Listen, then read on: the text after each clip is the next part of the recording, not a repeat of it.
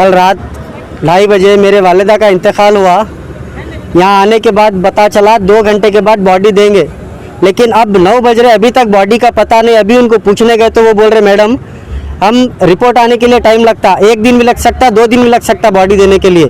ऐसा इररेस्पॉन्सिबल बात कर रहे पूरी उन्होंने, और अंदर आने भी नहीं दे रहे बात करने के लिए। मैं फराज बाबा को रिप्लाई किया, उन्होंने अभी तक भी मुझे पता नहीं दिए। वेंटिलेटर के लिए कल से अब तक इतने फ़ोन किया, रात तक कोई किसी का रिस्पांस नहीं मिला। इसकी वजह से, वेंटिलेटर की वजह से ये सब हुआ है। वेंटिलेटर की पूरी कमी है और डॉक्टर्स की पूरी नेग्लिजेंसी की वजह से ये सब हो रहा है यहाँ पर।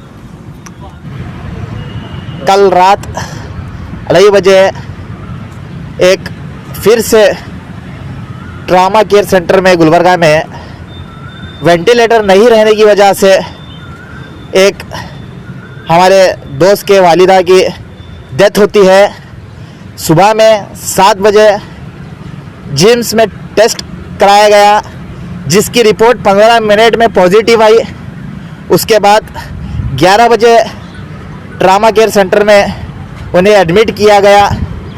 उनकी हालत क्रिटिकल कंडीशन थी, हमें पता है, लेकिन उसके बावजूद डॉक्टर ने हमें ये कहकर पेशेंट को एडमिट किया कि इनको ऑक्सीजन की नहीं, ज़्यादा ज़रूरत इनको वेंटिलेटर की है।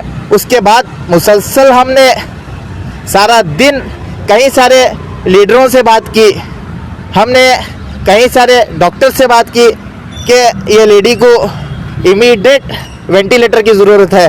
कभी भी हमारे दोस्त डॉक्टर से 15-15 मिनट 20-20 मिनट आधे घंटे में बात करते हैं जाकर, हमारे वालदा की हालत क्या है डॉक्टर साहब, तो डॉक्टर से एक ही रिप्लाई आता है तुम्हारे वालदा को वेंटिलेटर की ज़रूरत है। हम वो कोशिश कर रहे हैं लगाने की, लेकिन अवेलेबल नहीं है। रात में कल सुबह 7 बजे से रात में 2:30 बजे तक सिर्फ डॉक्टर ने वेंटिलेटर लगाना है बोल के हमारे हाथों से जो हम पेशेंट को लाकर यहाँ पर एडमिट कराए, उसके बाद 1 दिन में पेशेंट की मौत होती है। तो बताइए, हमने हमारे हाथों से हमारे दोस्त ने अपने वालिदा को खोया है। हम पिछले 1 महीने से कई बार डिप्टी कमिश्नर को मेमोरेंडम दिए हैं कि साहब यहाँ पर गुलबर्गा में ऑक्सीजन नहीं है, साहब यहाँ गुलबर्गा में बेड्स अवेलेबल नहीं है, साहब यहाँ गुलबर्गा में वेंटिलेटर नहीं है। उसके बावजूद भी कोई केयर नहीं कर रहे हैं। गुलबर्गा नॉर्थ के एमएलए के फर्जन को हमारे दोस्त कई बार बात की है, गुलबर्गा नॉर्थ एमएलए के पीए को हमारे दोस्त ने कई बार बात की, साहब डॉक्टर को बात करके वेंटिलेटर लगाया जाए। उसके बाद भी जब एमएलए की बात नहीं चल रही है तो हम जैसे लोगों की क्या बात चल रही है, जबकि हमारी इतनी पहचान के बाद हम डॉक्टरों से बात करा रहे हैं तो रिस्पांस नहीं मिल रहा। आम आदमी का गुलबर्गा में क्या हाल है, हम डीसी से इमीडिएट इसके ऊपर एक्शन चाहते हैं। और अब ये हुआ इसके बाद अगर किसी की मौत वेंटिलेटर ना होने से, ऑक्सीजन ना होने से होगी तो गुलबर्गा में सबसे बड़ा एहतजाज हमारी तरफ से किया जाएगा। गुलबर्गा का हर चौराहे बंद करके हम प्रोटेस्ट किएंगे, क्योंकि हमने कई सारे हमारे करीबी लोगों को ये कोविड-19 में खोया है। एक आशा वर्कर की, जो इन्हीं की वर्कर है, जो घरों को जाकर सर्वे कर रही थी, वो लेडी की मौत होती है ऑक्सीजन नहीं रहने की वजह से, वेंटिलेटर नहीं होने की वजह से। हमारे एक्स मिनिस्टर ट्वीट करते हैं कि 8 लोगों की मौत हुई है वेंटिलेटर नहीं रहने की वजह से, तो उसका रीट्वीट आता है हमारे डीसी की तरफ से कि ऐसा कुछ भी नहीं मामला था।